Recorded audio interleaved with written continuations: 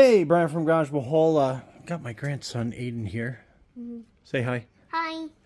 And I am working on a 2018 Jeep Wrangler, and it has a frozen wheel bearing on both sides.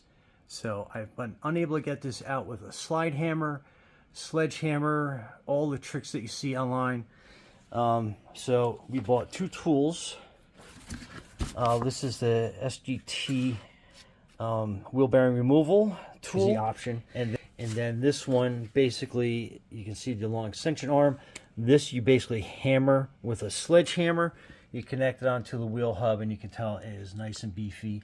So we're going to try that as a second option. But since we have both tools, we're going to try both out, and we see what happens, and we go from there. So stay tuned. Okay, so I basically have this set up.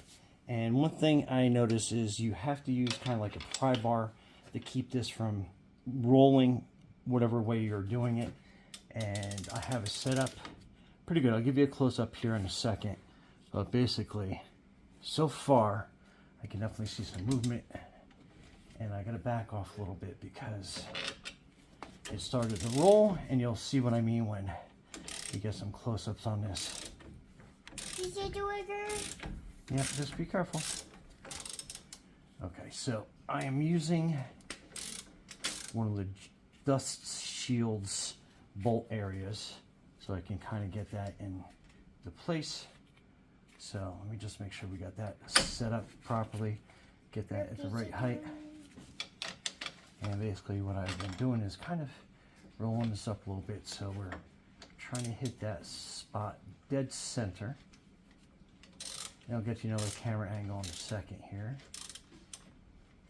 And then as soon as that touches, this is where I want to use a pry bar to kind of help keep that center and start moving that slowly but surely.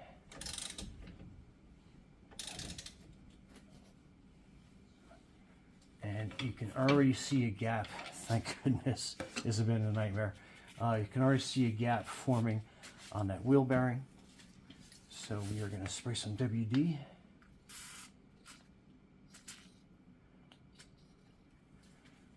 On that gap that's forming to help move that out a lot better. And then we'll give it one more crank.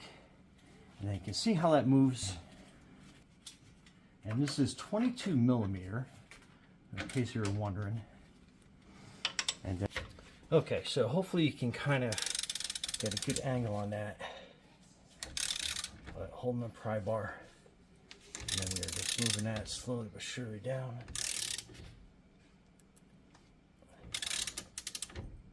And it's going to roll off on me. So we're going to back up.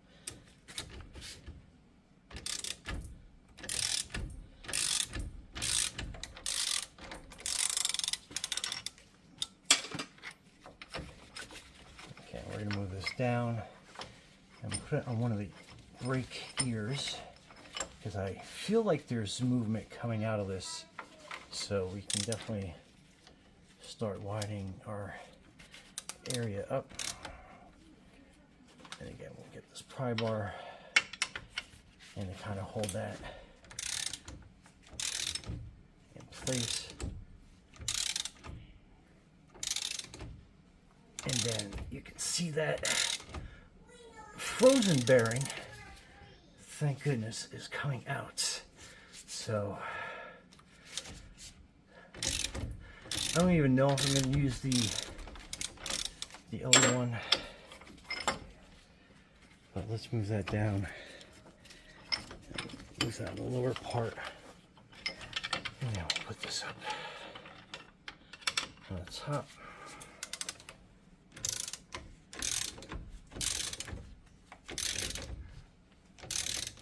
Now you can see that bearing coming out,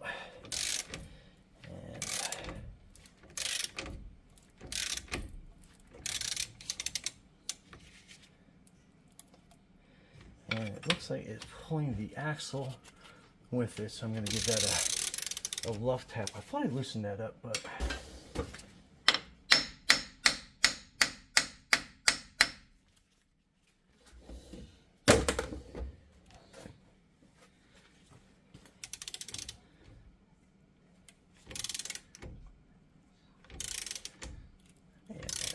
pulling the axle right out, but compared to, if you were here yesterday, you would see what an absolute nightmare that is. And why that is so you have an aluminum knuckle with a steel bearing.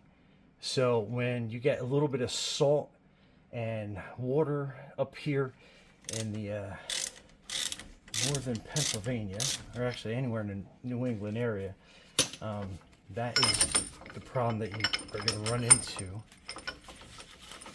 Let me get this wound back a little bit more. And then we'll move this back up. And we'll work this one.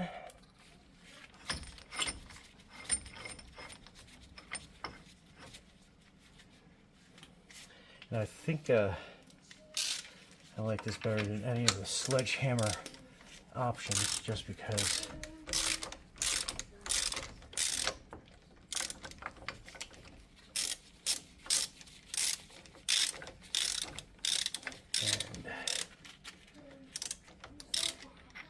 I think basically that is it.